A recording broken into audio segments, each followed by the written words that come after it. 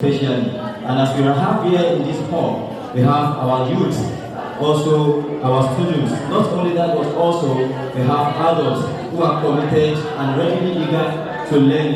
And also before I drop the microphone for your speech, we are going to take you around the categories we have, and also we can show you what we've done so far by God's grace. Once again, join me in welcoming Honorable Abusobu Olayiwola Omititi. Say Omititi!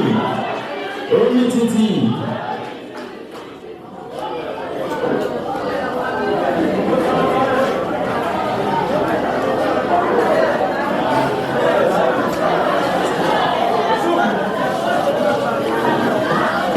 This is, what department is this?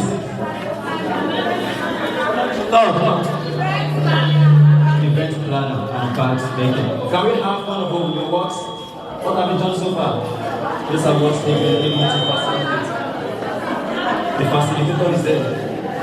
One of the messages we're actually trying to pass across to the entire populace is, as youth, there are no limitations to what we can achieve. She is a young and vibrant girl. She is the one that is responsible for what we have over there. Likewise, each facilitator here present, all of them are youth. And this should be a challenge against other people that, why me if somebody like this could facilitate all this? Thank you, our facilitator. Over there we have catering. Can we have your works? Can we meet you, facilitator? Your name? Sister Alima, she is the facilitator. As you can see, brought a great so far for today. And that is how we have been having different snacks since we started. Sister Alima, well done. We are with Honorable Community, Honorable Member representing Mushin Constituencies 2. This is soap making department. Soap making. And also, Sister Community, this is our facilitator, the young lady as well, who is also doing wonderfully. Can we have what we've done so far?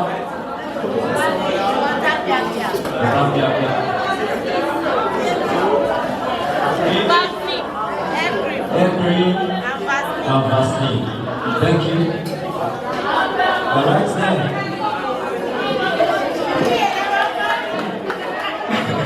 Right there we have another young and vibrant scholar.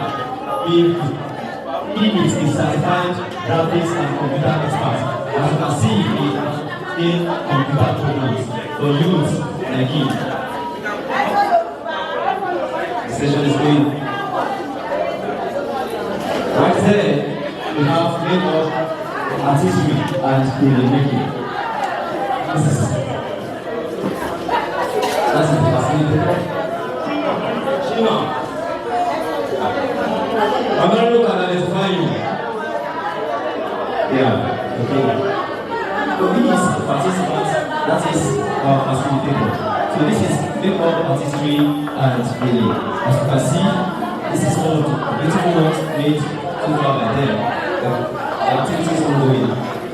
Facilitator, honorable is greeting you.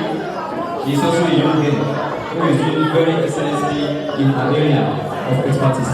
Then lastly,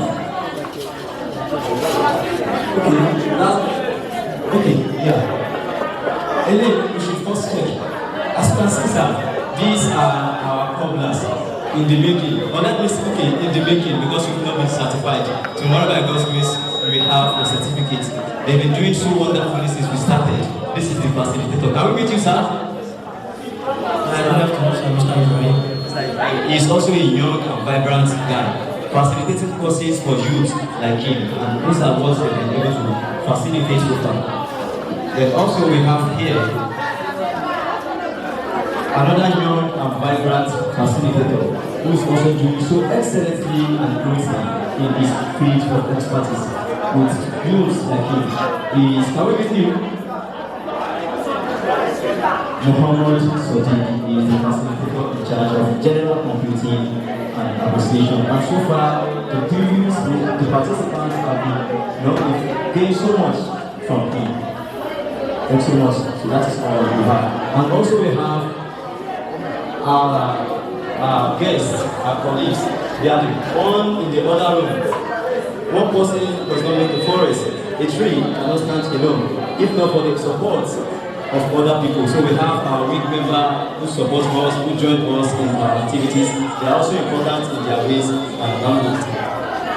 So we welcome Sir Honorable Abdusabur Olayiwola Ometiti. Please welcome Honorable with considered our president. Then right away the microphone goes to the head of Honorable Abdusabur Olayiwola Ometiti. Say Ometiti.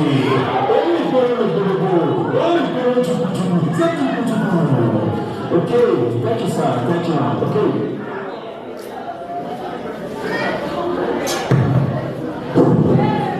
أعوذ بالله من الشيطان الرجيم بسم الله الرحمن الرحيم. I give glory to Almighty Allah, the beneficent and the merciful, the omnipotent and omnipresent and omniscient, the Almighty Allah that will be when other things are no more. We give praise to our Rasul and Nabi Muhammad sallallahu alaihi wasallam for the opportunity that we got through him, because it's Almighty Allah that created all of us, and He did not create us alone. He created the men and the jinn. He created the angels and He created the prophets. And one of the prophets is Prophet Muhammad sallallahu alaihi wasallam, who, if not for His creation, will not be here today. I greet all of you, most especially the organizers of this program. I would say I don't know anybody here. I got this invitation through WhatsApp. And when I got the invitation, being an educationist, a former secondary school teacher who taught for 10 good years, someone who knows the youth and the students very well, who have shaped the lives of many students, who I can boldly say that they have made their ways. They are important personality in this life. I stopped teaching in 1996, and there are many witnesses that there are some of you here that have not been born when I stopped being a classroom teacher. How many years ago? It's 24. Am I right? So, if I'm talking, you know I'm talking as a father. If I'm talking as a guardian. And when I talk, I'm talking as an experienced person, someone who has seen this world. If not more than those of you who are in this world, but I would say at least 70 to 80% of those who I'm seeing before me. Am I right? It's that I'm not communicating. Ṣé kí n sọ Yorùbá ni?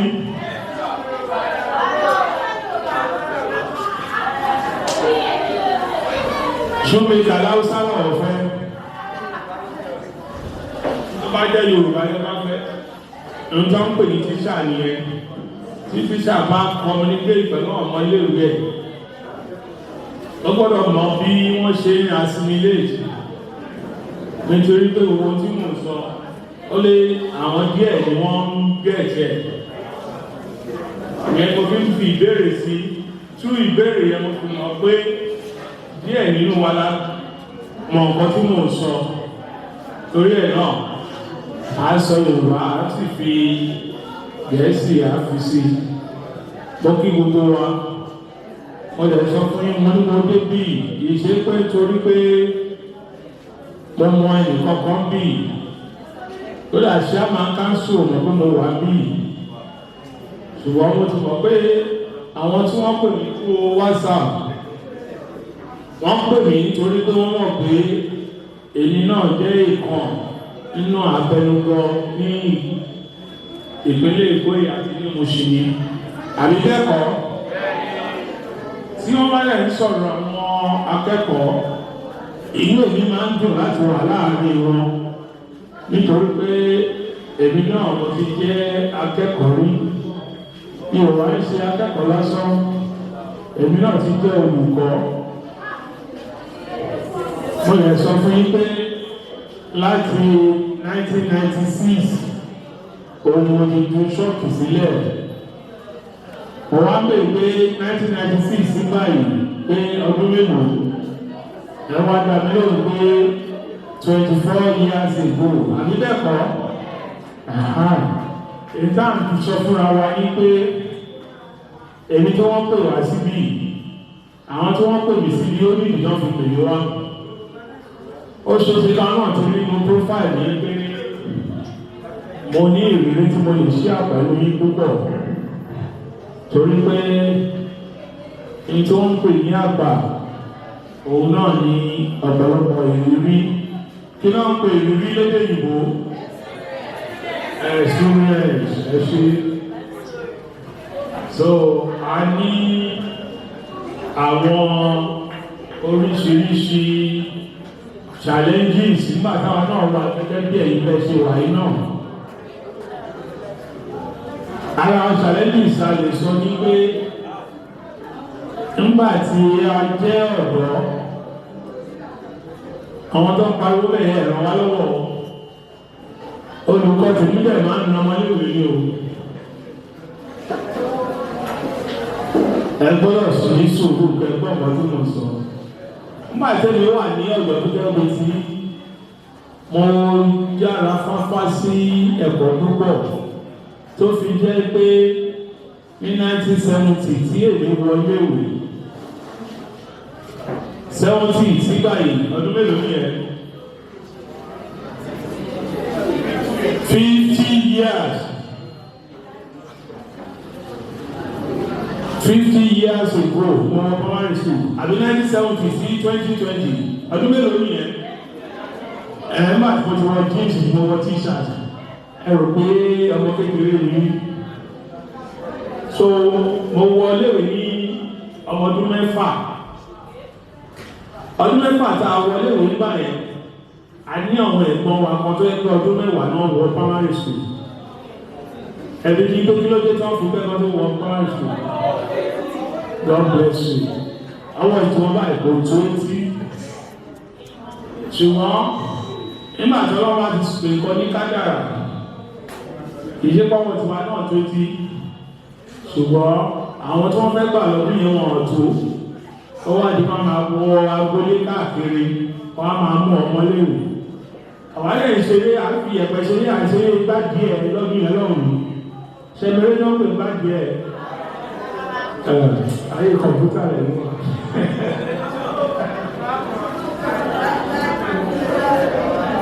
èyí bàbá ti yà ń gbọ́ ẹ̀mọ̀ yẹn.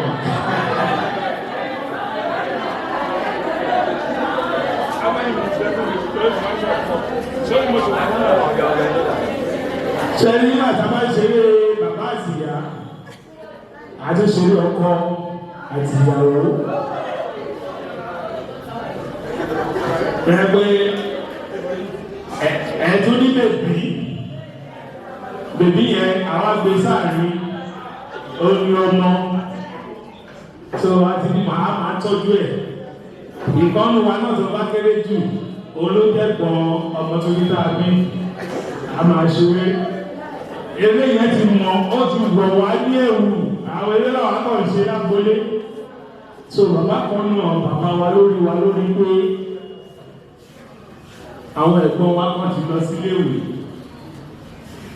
ẹ̀mọ̀ pé registration ló máa ń ṣáájú kan tó mú ọmọ lọ léèwé wọ́n ti fojú fún wa gbà ọmọ kékeré kúkú ni so àwọn ò lọ bá wọn ṣe registration bọ́ gbogbo nǹkan tí kádàrá bá ti ṣe báyìí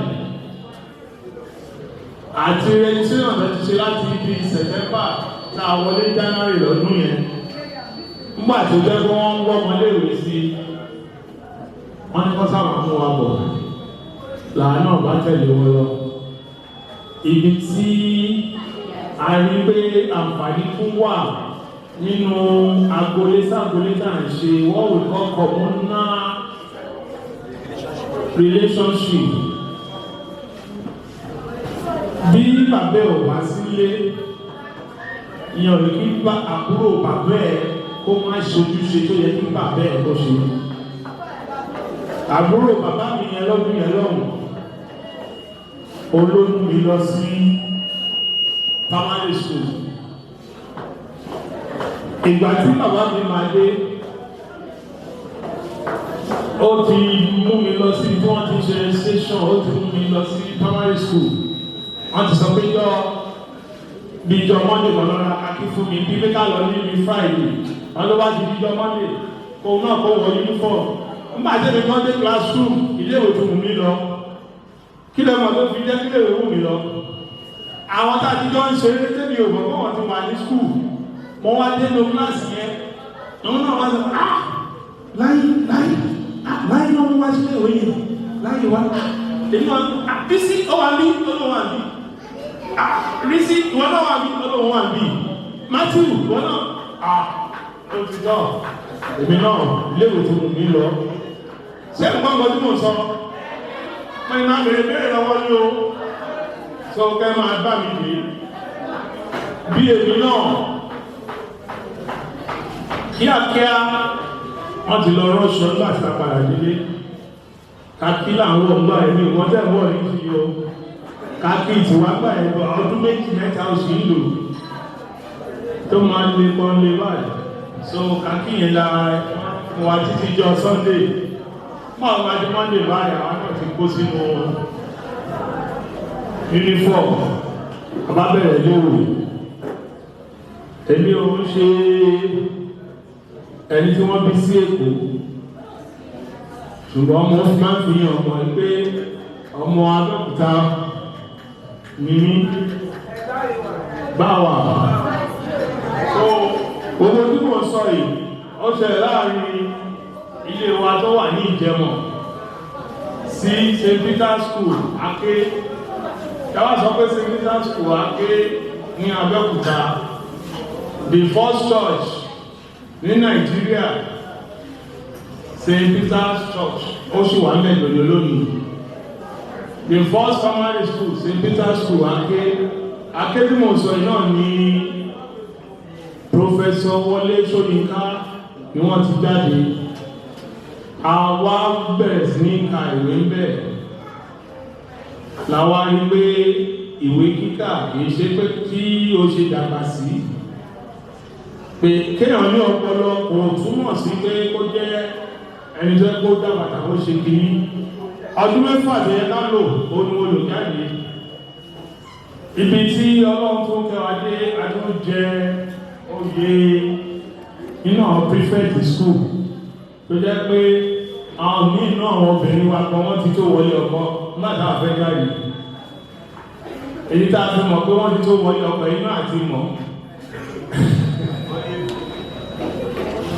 nítorí àwọn ọgbọ́n àwọn tí sòròkùnrin náà máa ń rán lọ sọ́jà sòtẹ́wà sọ pé ilé ìgbọ̀n ìyàwó tíṣà gan ni láìfí àwà bẹ́ẹ̀ abọ́ sí secondary school wọ́n lọ sí secondary school tí wọ́n pè ní Nawarudin Grammar School Ọbántòkò Abẹ́òkúta àtúnṣe dáadáa bẹ́ẹ̀ náà àtúnwá lọ sílé olùkọ́ni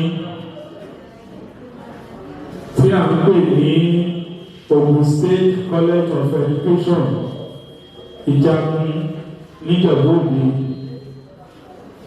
ní ìsìn wọn pè ní tai Solarin University of Education àbúrò bẹ́ẹ̀ àwọn ìṣiṣẹ́ olùkọ́ni pọ́ńbélé bí a ti wá ń ṣiṣẹ́ olùkọ́ni pọ́ńbélé yẹn àti wọ́n ẹ̀rọ fún nǹkan tí a ń pè ní correspondence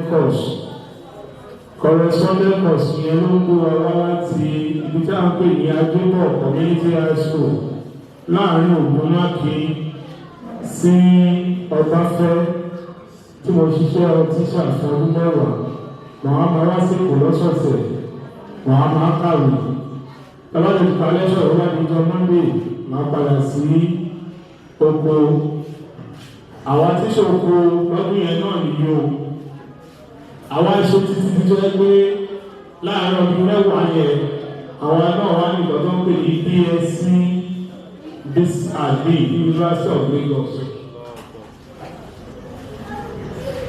Nígbà tí àwọn ṣe léyìí tí àwọn rí pé láàárín ọdún mẹ́wàá àwọn náà ti ní dìgírì a lè tẹ̀síwájú àwọn wá fi ṣọ́ọ̀kì sílẹ̀ àwọn náà wá sí Èkó ṣé àwọn náà bá àjùlọ sí Èkó torí pé àtìkò náà láti mú wa lọ sí Abẹ́òkúta lọ kàwé adòtú kàwé tọ́nà àtúpadà wá sí ilé wọn lókùn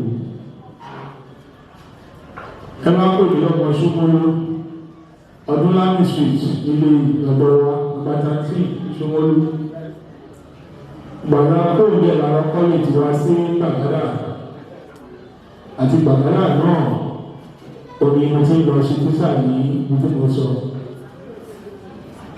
àwọn bẹ̀rẹ̀ sí ṣe àwọn náà jẹ́ ẹni tó jọ lọ́lá tó jọ lọ́lá mo wá fi ṣe tíṣà sílẹ̀ mo wá lọ bá ọ̀rẹ́ mi tá a jọ wà ní yunifásitì báyìí tó dàgbà jù mí lọ tó lówó jù mí lọ tó nípò jù mí lọ torí pé ó ní bàtà ń pè ní industry àwa lọ ń ṣiṣẹ́ lọ́dọ̀ bàtà ń ṣiṣẹ́ lọ́dọ̀ after some time àwọn náà ṣe ìgbéyàwó àbẹ̀rẹ̀ sí ní bímọ níta wá rí nínú bẹ̀ tó fi jẹ́ pé fi ṣe táì sílẹ̀ ó ní pé mo rí pé 5,000 naira ló ń fún mi nígbà yìí nígbà tí mo ti ṣùgbọ́n gba 2,000 àti iye ìpè owó díẹ̀ abájú ń bọ́ sí level 7 level 7 1 7 2 7 owó yẹn máa gbé ní 10 naira a máa gbé ní lórí nígbà tí wọ́n á rí tiẹ̀ 5,000 lẹ́kọ̀ọ́ ó rà inú mi dùn yìí ìtumọ̀ wá rí ní pé nígbà tí mo ṣègbéyàwó mo wá rí pé 5,000 kò tó rà kí náà ọmọ kékeré máa mú yẹn fúdù kan máa mú náà àti kọ́kọ́ yẹn sẹ́lá kò sí tó tún máa gbà yìí kò wá tó ìyẹn ló wá mú mi ṣe iṣẹ́ 5,000 lóṣù tẹ́lẹ̀ padà ti yọ 3,000 fún oúnjẹ ọmọ lásán máa jẹ náà nìjẹ gbogbo agolo tọ́nà kiri tó ń jẹ agolo mẹ́fà lóṣù kan ó ti jẹ 2,000 sí lọ lẹ́nu ṣe fi ṣe tọ́lù mi tó fi mí ṣe production manager tó mọ̀ tó táì mo fi sí ẹ̀ bá pẹ́ sínú iṣẹ́ tèmi ẹ̀mọ̀ ìgbésẹ̀ òun mo ṣe nígbà tí wọ́n bọ́ táì sílẹ̀ wọ́n á lọ ṣe iṣẹ́ àwọn tí ó ń ta yẹ̀pẹ̀ àwọn tó ń ta granite àwọn tí ó ń ta páànù lé ìwádìí pé mi mò ń ta o a máa ń pè wá ń supplier ẹ̀yìn tí lọ́jà yín bẹ̀ èmi mọ bí iye tẹ́ ń tà màá wá lọ sí site màá lọ bá wọn màá sọ fún wọn pé mo ní òkúta tí mo fẹ́ supply yìí mo ní yẹ̀pẹ̀ tí mo fẹ́ supply mo ní igi tí mo fẹ́ supply yìí mo ní cement àwọn anìkè lọ kó wa lóòwò akórí ẹ̀rọ fún ẹ lówó fún àpẹẹrẹ granite nígbà yà ń rà ní 33,000 naira pàtúrà màá lọ sí Abẹ́òkúta màá lọ mú wa ohun tí a pè 33 yẹn nígbà bá máa gbà ń gbà bí 40,000 ẹni tó lè òkúta ní Abẹ́òkúta owó ẹni tó máa rajà kò ní ṣùgbọ́n pẹ̀lú òdodo tó bá ti ń ṣe pẹ̀lú wọn wọ́n á gbé mọ́tò lẹ̀ wọ́n á gbé òkúta sínú ẹ̀ wọ́n á tẹ̀lé ẹ wá wọ́n á fún ọyọ ọmọṣẹ́ wọn wọ́n á fi tẹ̀lé lẹ́yìn tẹ̀bájú sáì fún ọ̀fẹ́ wọlé tó gba òkúta ṣùgbọ́n ó tó gbowó báyìí àwọn ayọ̀ 33,000 ayọ̀ fún wọn èmi ń lérò tó máa wà lápò mi God bless you 7,000 fún iṣẹ́ kan ṣe nìyẹn o tí bá wá gbé tírélà méjì èlò ni màá ní 14,000 mo wá rí pé so ilé yìí tẹ̀ tó dájú gbogbo táìtà ìdìmọ̀rún ó gbà ìwọ táì wọ́n á fèsì iṣẹ́ ìjọba tó ti jẹ́ pé láàrin ọ̀sẹ̀ a máa rí bí tírélà méjì mẹ́ta tí a bá ṣe láàrin oṣù ó wá rí pé iṣẹ́ amọ̀rì ní 5,000 tí mo gbà lóṣù so bọ́lá ó ṣe jẹ́ kọ́lọ̀ lẹ́yìn èyí tó wá jẹ́ fún pamọ́ báyìí ó ní Nàìjíríà 97 tí à ń pìdá fún Nàìjíríà 99 World Cup ẹ máa wọ ìlú sọ wípé Ghana ti àti iyẹ̀pẹ̀ ni mò ń tà tí a bá wá ti gba kíní ìta ṣe lọ́tùtà ṣe lórí sọ lọ́tẹ̀ fàlùbáríkà sí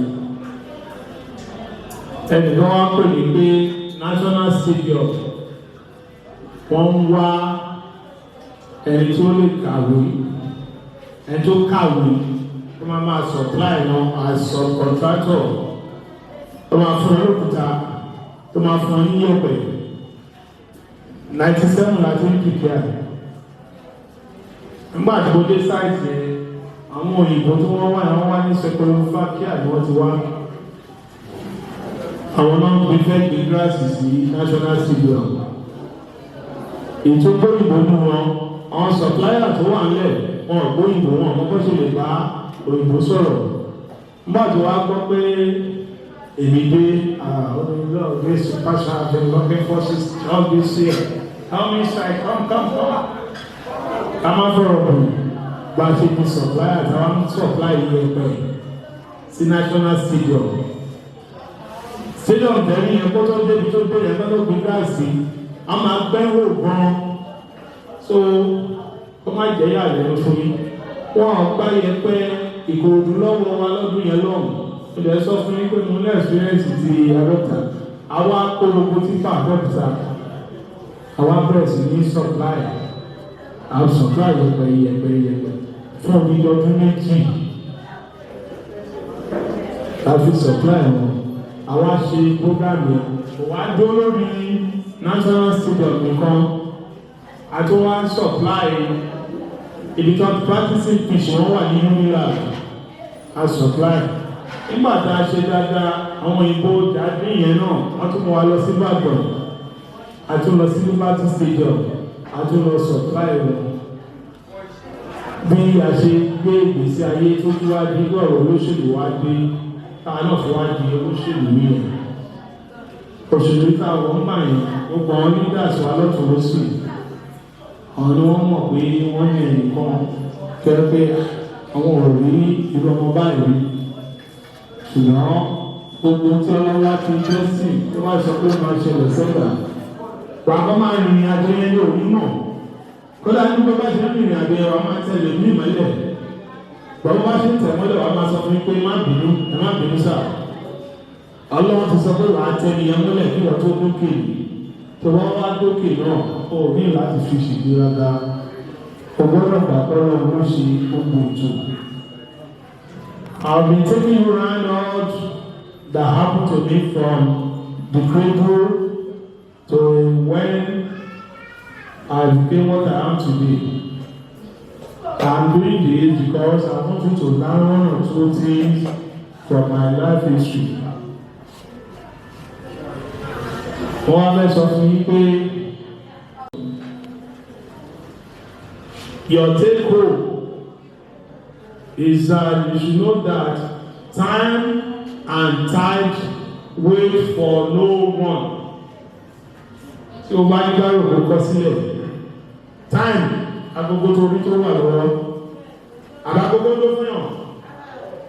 Ìsun omi tide bó ṣe ń ṣe wẹ́lẹ́wẹ́lẹ́wẹ́lẹ́ yẹn tó máa ń dó léèyàn, òun dó léèyàn kọ sílẹ̀ time and tide wait for no one.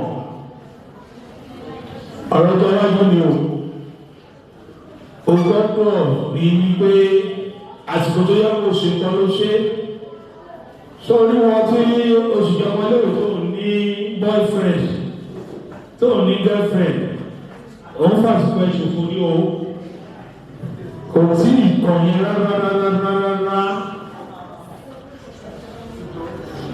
torí a ti gbàgbé gbogbo àtàwà bíi yàtọ̀ sáwọn ẹ̀gbọ́n wa àtàwọn bàbá wa tó ń bá wà bí ọmọ kékeré sì wá àwọn ìyá wa tó wà bí náà ayọ̀ wọn sílẹ̀ wọ́n gbogbo ẹni tẹ́jọ́ ọmọléèwé ibù tó bá sì wà ní secondary school tó bá fi lóyún boyfriend wọ́n fàṣìkò ṣòfò ní o ọlọ́run rẹ̀ ń jẹ́ fàṣìkò ṣòfò ẹ má jẹ́ kí wọ́n tàn ń jẹ ọkùnrin ẹ má jẹ́ kí obìnrin tàn ń jẹ obìnrin náà ní ó ní ń bú ọkùnrin nìsí ẹ má jẹ́ kí wọ́n fi àsìkò ìṣòwò time and tide do what ó fọ̀nà number one yẹn. Number two is that you should make hay while the sun. Kí ni a pè ní hay? Ní Yorùbá, pápá ìrọ̀ ìdí pápá dúdú. Ẹ̀yà mi ṣàlàyé fún yín. Ṣé ẹ mọ̀ bí gàrí ṣe èlùbọ́? Ṣé ẹ mọ̀ pé orí àpàtà máa ń sa sí ìlú la máa ń sá wọn sí? Ṣé ẹ mọ̀ pé tútù ló máa ń wà kó tó di kí ni? Kó tó di. Bí ó ṣe wà tútù yẹn, òun náà pè ní hay. Ìpínlẹ̀ òyìnbó ń pè ní hay yẹn. You make hay when the sun shines.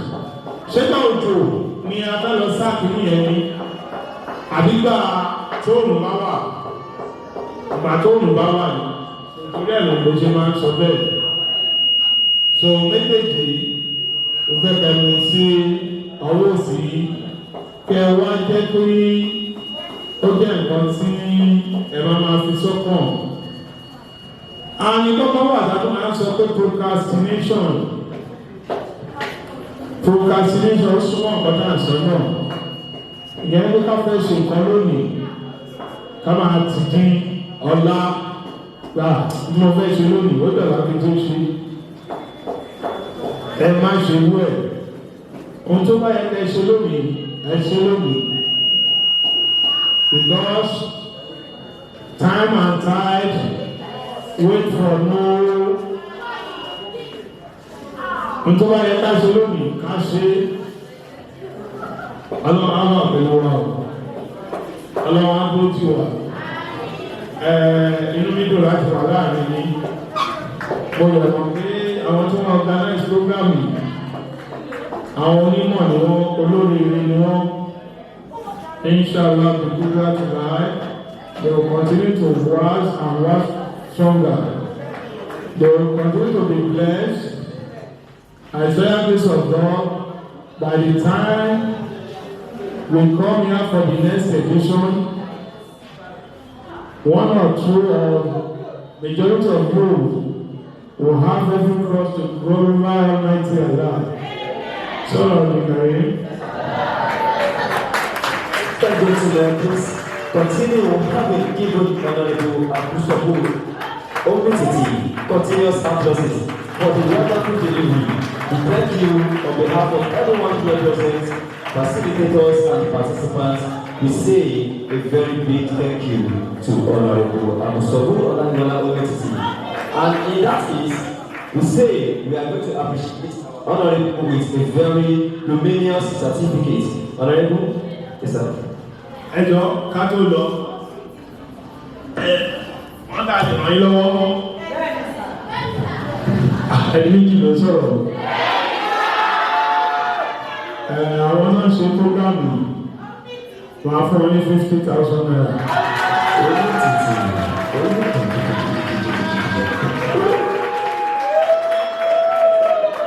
Èdè tí mo fẹ́ fún yín ní pé mo orí mi wú ńgbà tí mo débì torí pé ẹjọ́ ọmọ tó jẹ́ ọmọ alábàríkà. Mo tún rọ́mọ mi láàrin ibi náà. Ṣínà is my adopted son. Tó lè máa ṣókèrè lọ́gbà ọ̀rọ̀.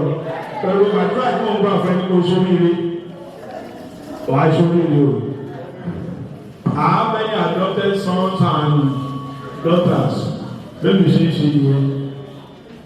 Mo máa ń ràn wọ́n lọ́wọ́ nítorí pé mo value education púpọ̀. So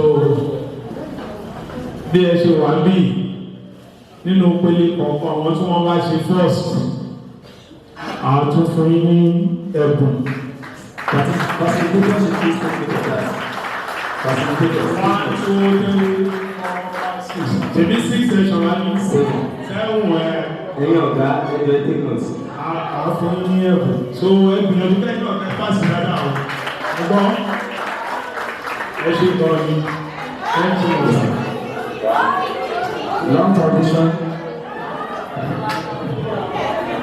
Long tradition in conjunction with the law. This certificate of admiration to Honorable Abu Sabu Olawale Olaiwola Onititi for his selflessness and dedication to community building during our week-long full-scale acquisition and empowerment shows. Congratulations on your well-deserved conferment honor. Yes, sir.